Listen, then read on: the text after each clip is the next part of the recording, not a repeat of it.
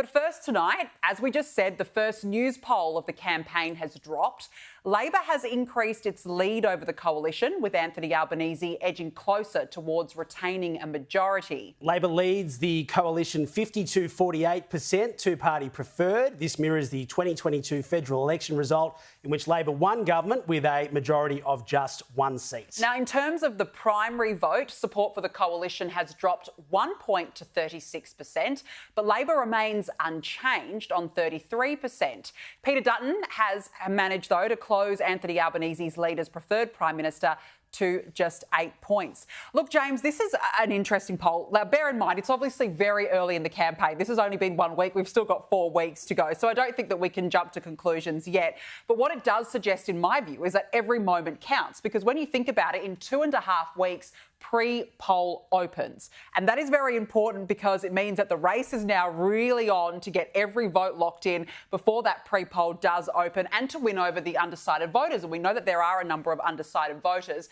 But the other thing that I found interesting in that Newspoll was that Peter Dutton has managed to close Anthony Albanese's lead as preferred Prime Minister to just 8 points.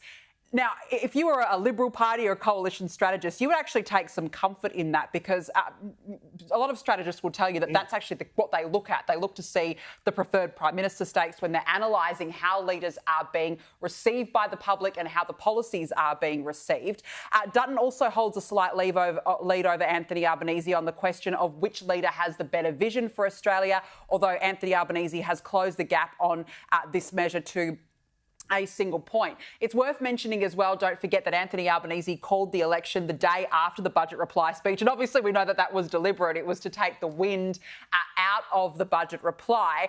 But it's been an odd start to the campaign, I would say as well, James. When you think about it, it's been a week dominated by tariffs, for example, and Anthony Albanese falling over. So I still think it's early days. What do you think? Well, it shows once again, and it's a real indication of the massive mountain that Peter Dutton had to climb in order to get this job done. Now, we always knew a simple math sum indicated that there was a net gain of more than 20 seats for the coalition to get back the damage from Scott Morrison in 2022. And as we always knew, 2022 wasn't so much about Anthony Albanese winning, and he won by a narrow margin, but it was more about people coming for baseball bats for the Morrison government. It was a time for a change. There were issues at state level as well. So for Peter Dutton, everything had to go right from the moment that this campaign started. Now, since this campaign has been underway, we've had a budget. We've heard Peter Dutton talk about the fuel excise. That seems to be a very popular policy. Yeah. Labor's come out with its $5 tax benefit that you'll see in 12, 18 months.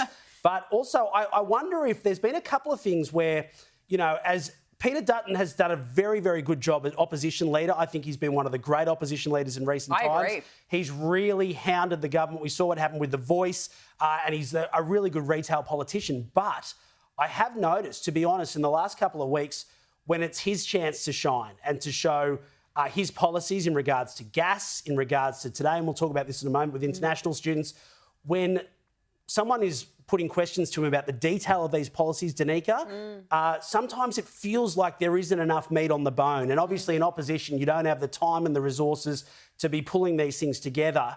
And I just wonder if that's having an impact. So, look, there's a long way to go, but we always knew that a simple math sum was going to make this hard.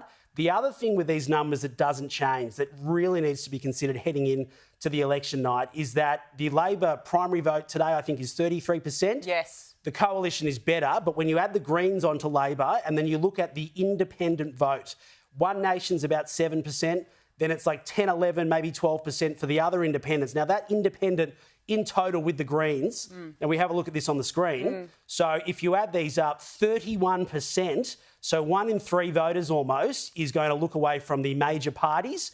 And, of course, when you look at preferences, when you look at how the Teals are going to vote, when you look at how the likes of Di Lee, Rebecca Sharkey and the other independents, that makes it very, very hard for Peter Dutton to win when you consider that independent vote as well. I think that's a really good point. We're going to get more, we're going to talk about that more shortly.